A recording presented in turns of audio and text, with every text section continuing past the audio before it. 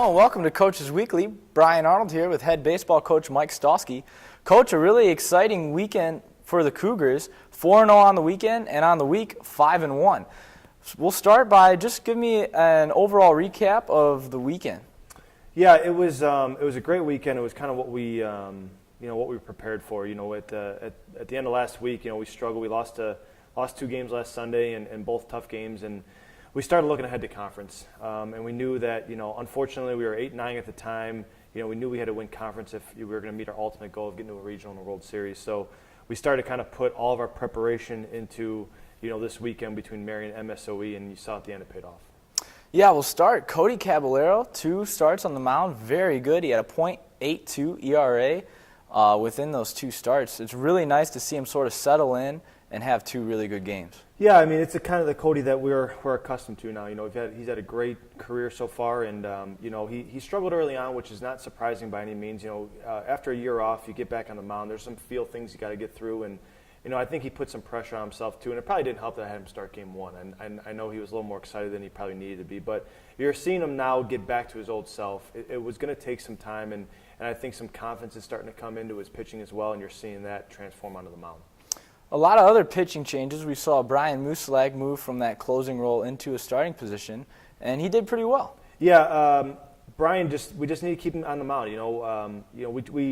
We had the idea of building the pitching staff with having some of our best arms in the bullpen, guys like Meyers and Formella and Moose. And when we weren't winning early on as much as we wanted to, those guys weren't getting important innings. They were getting into the game down 4, or we were just not getting them to pitch at all. So we're trying to figure out a way to get him more time, and Moose was a guy that, as much as he's begged me to start, I finally gave him a chance, and he did a great job. He was really amped up in the first and gave up a few runs, and then obviously settled in. So I'm hoping that Moose can kind of fill that role and be that Saturday starter for the rest of the conference series. Yeah, we also saw Alex Meyers move from that reliever role into a starting spot, and he did pretty well on Sunday too. He did, yeah. Alex is a guy that started basically his whole career here, so the reliever role was a little bit new to him. But like I had said, we need to shuffle some things in our rotation and our bullpen and mix and match some things a little bit differently, give ourselves a better chance. And he was just a guy that we thought was ready to maybe just get a start, and that would be a big shuffle for us. So, moving forward, he's going to have to figure out that role of in between. He may start Sunday, he may relieve on Saturday. We'll know more during this week. But yeah, he gave us a chance, and that's all we asked for. It also helps that we got spotted about 8 runs. So anytime you can pitch with that, it's a good thing. We'll move over to hitting. Van Duzer still just unbelievable at the plate. 571 over this past week. Yeah, I don't really know what to say about him. I mean, he's just.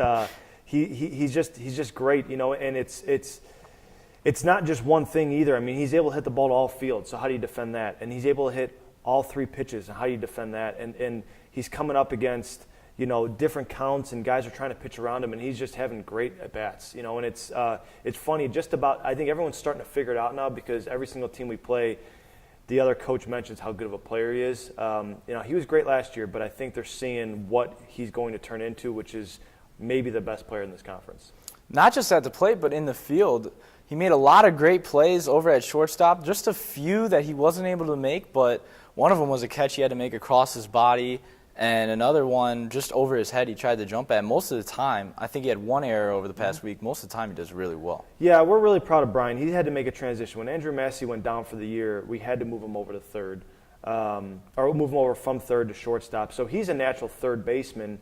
So we're moving him to shortstop, which is a tough position, and he's really done well, And the thing about Brian is he's willing to learn. There was a play yesterday that he really thought he should make, and I think he hit a double and stole third, so he was there, and I was talking to him, and he was still upset about the play he didn't make, which is what I love about him, because he's competitive. He's hitting 500 on the year, and he's still worried about one play, that's why he's so good, because he doesn't let anything go, and he knows what he needs to focus on. And I bet you this week, as much as he'll focus on his hitting, he's going to spend a lot of time on defense, because he knows that was kind of his downfall this week. One thing I know is Brendan Klein in the 9th spot. That's really paid off for us in the past week. He's been getting on base, and then you've got Van Duzer and the top of the order, to sort of bring him in. Yeah, Brendan Klein had, I think, scored 9 runs this week in the 9-hole, which is unheard of. That's the thing. Brendan Klein, you look at him, and he's not too intimidating, and you watch him swing, and you don't think that he's going to beat you with much. and then all of a sudden, he's on base. He hits the big base clearing, double in the first game, which opened everything up. Brennan Klein is a kid that we know is going to give us a good at bat. Maybe he doesn't get a hit, maybe he gets walked or hit by pitch, but we know he's going to give us a good at bat. Very few times do we go up there and it's just a goose egg. So, and he plays a great center field. So it's kind of been a no-brainer for us. We hope that his production continues in the 9-hole, and we say all the time, his job is to just have good at bats so that Duzer and Silva and Spore can hit him in.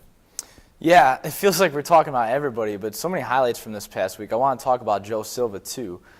In right field, some really nice plays on Saturday and Sunday, some diving catches, and then at the plate as well, he had a home run on the weekend. Yeah, I think this was Joe's best, week of baseball he's had this season. I know he was pressing a little bit early. He was trying to do too much and try and carry the team through a struggle, but he relaxed. He got some big hits, and I think that calmed him down. And then right field's his natural position.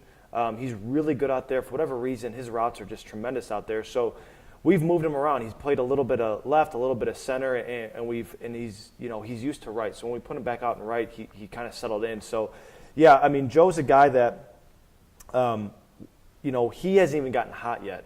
And if he gets hot around the guys that are currently hitting, that's when you're going to see us really start to put up some runs. Another guy putting up some runs, Brent Smith. 12 RBIs on the week, and he had that grand slam on Saturday. Yeah, Brent. Brent's the guy.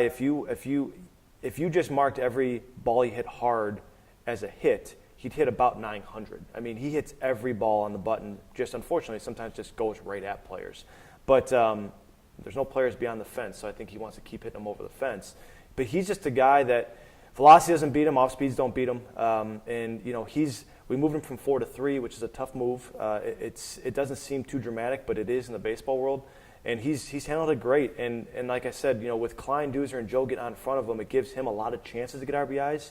But the best thing about Brent is he's getting them. He's not popping out. He's not hitting a double play. He's actually getting those RBIs. And like I said, if those guys keep hitting the way they are, 1 through 5 are going to be real tough to beat. Yeah, the last player I want to touch on, Doug Matthews. He's had a little bit of a slow start at the plate. He plays very well over in left field. Back-to-back home runs yesterday. Wow. Yeah, he could have had 4 or 5. If the wind was blowing out a little bit, he would have had 4 or 5 yesterday. Doug is a guy that, don't pay attention to his batting average, and we don't either. I mean, I said yesterday, we write the lineup in a lot of different ways, and batting average is just a piece of the puzzle. But we know what Doug's capable of. We've seen it for 3 years. That kind of outburst is what he's capable of doing.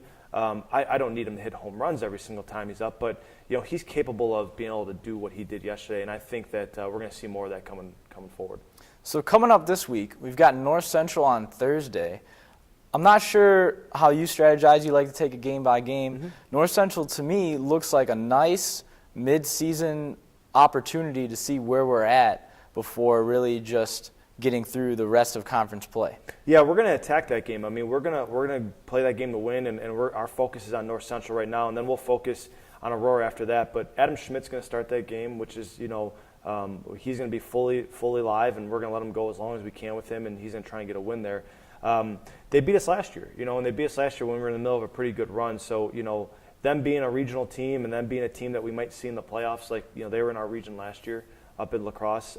This is a game that we want to win, and we want to make sure that we continue on this momentum going into the conference weekend. Well, we're excited to see it, Coach. Cougars return home on Thursday at 3 p.m. to take on the North Central Cardinals. Make sure you're there to check that out. If you can't, you can find the game at CUCougars.com. Cougars will then hit the road for a doubleheader against Aurora on Saturday at 12 and 3.